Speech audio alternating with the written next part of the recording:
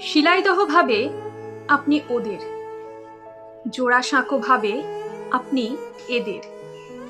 বিশ্বভারতী ভেবেছিল জর্জ বিশ্বাসের নন, আপনি তাদের। রবীন্দ্রনাথ, আপনি আসলে কার? যুদ্ধের সময় ট্রেঞ্চের মধ্যে শেষ নিঃশ্বাস নেওয়ার আগে এক তরুণ কবি ভেবেছিল আপনি তার।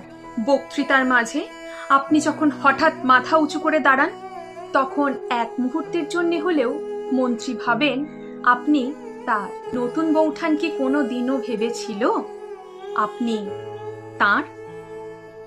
রানু, রবীন্দ্রনাথ আপনি যে ঠিক কার, সেই প্রশ্নের উত্তর বাঙালি আজও পায়নি। দাদামশাই ভাবেন আপনি গোড়ার রচয়িতা, আপনি তাঁর।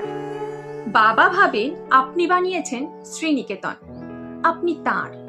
মা ভাবেন আপনার সুরেই বেজে উঠেছে ওর বীণা, আপনি তাঁর। ভীরু কিশোরী যে মুখ ফুটে বলতে পারেনি, শুধু চিরকুটে লিখে দিয়েছে হাতখানি ওই বাড়িয়ে আনো, দাও গো আমার হাতে, ধরবো তারে ভরবো তারে, রাখবো তারে সাথে। সে মনে করে আপনি তার।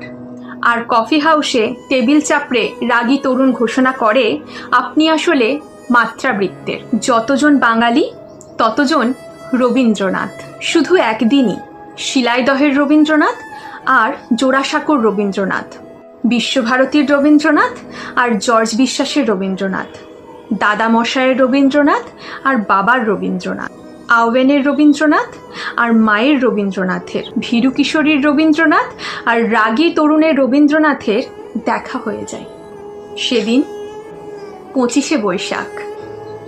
কবি অংশুমান করের লেখা রবীন্দ্রনাথ।